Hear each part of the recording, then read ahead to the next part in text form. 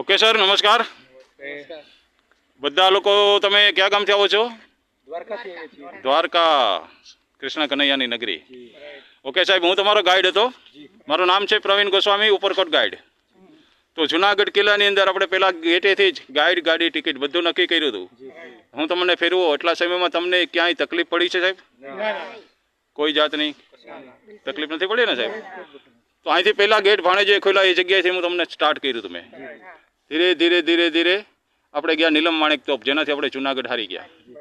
એ જગ્યાએ જોઈ. પછી આપણે ગયા રાણી પેલેસ, એમાં નીચેના માળ જે તાળા મારેલા હતા ત્યાં સુધી લઈ ગયો હું. હા, તાળા મારેલા હતા એ રૂમ બતાવ્યા. એ પછી ઉપર ગયા, જ્યાંથી 3 દર્શન થાય: અશ્વત્થામા પહાડ, હનુમાનજી અને ગિરનારજી. આ 3 દર્શન મેં કરાવી દીધા. જ્યાંથી આપણે મહેલની અંદર ગયા, જે છેલ્લા જુનાગઢના રાજપૂત લોકો કપાઈ ગયા એના મસ્તકમાં જે તલવારના ઘા છે એ બતાવ્યા હતા. એ બધું જોયું તમે. જ્યાંથી આપણે આગળ ગયા, અડીચડીની વાવ, 2 બહેનોના બલિદાનથી પાણી આવ્યું, એ બેનું જોયું તમે. જ્યાંથી આપણે આગળ ગયા એ તો 9 માળનો કૂવો, નામ નવઘણ કૂવો. કેવો લાગ્યો કૂવો સાહેબ? જ્યાંથી આગળ ગયા પછી અનાજના કોઠા. એ અનાજના કોઠા કેટલા વર્ષ અનાજ હાલ્યું આપણે? 12 વર્ષ. 13મે વર્ષે કોઠા ખાલી થયા એટલે ભાણેજો ફૂટ્યા અને કહેવત પડી, ઘર ફૂટે ઘર જાય.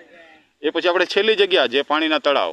આ પાણી આવે છે છેક ઉપર પહાડમાંથી, જ્યાંથી સીધું પાણી આવે છે જુનાગઢ, અને જુનાગઢમાં સીધું નીચે જાય છે. એ પાણી બધું ગામ પીએ છે. પણ આ સિસ્ટમ છે જ્યોર્જ વેલિંગ્ટને બેસાડી ગયો એ.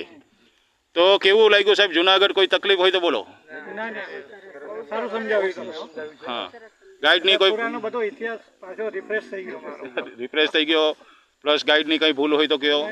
નથી ને કોઈ ચીજ? થેન્ક યુ, આભાર, જય ગિરનારી.